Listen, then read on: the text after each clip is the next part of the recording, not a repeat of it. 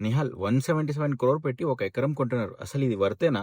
ఆ కంపెనీ వాళ్ళు ఏం పిచ్చోళ్ళు కాదు. వాళ్ళు ఫార్ వాల్యూ లేదా ఎఫ్ఎస్ఐ వాల్యూని క్యాలిక్యులేట్ చేసుకొని అంత పే చేస్తున్నారు. ఫారా అంటే?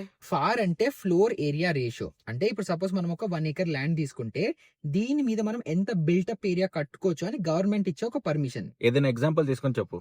ఎగ్జాంపుల్ కి రాయదుర్గ్ లాంటి ఏరియాస్ లో కమర్షియల్ బిల్డింగ్స్ కి ఫార్ వాల్యూ 5-6 గా నడుస్తుంది. అంటే ఏంటి, నేను 1 acre ల్యాండ్ పర్చేస్ చేసి దాని మీద 6 acres worth of built-up area కట్టుకోవచ్చు.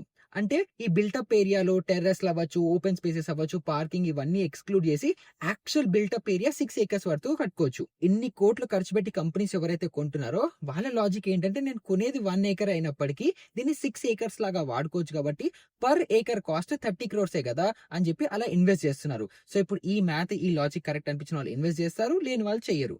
ల్యాండ్ కి ఎంత వాల్యూ ఇస్తుంటే ఓకే, బట్ కన్స్ట్రక్షన్స్ కి ఎంత వాల్యూ ఇస్తే ఓకేనా? ఈ వీడియో చూస్తున్న మన జనాలు చాలా తెలివైన వాళ్ళు కదా, అది వాళ్ళు డిసైడ్ చేసుకుంటారులే.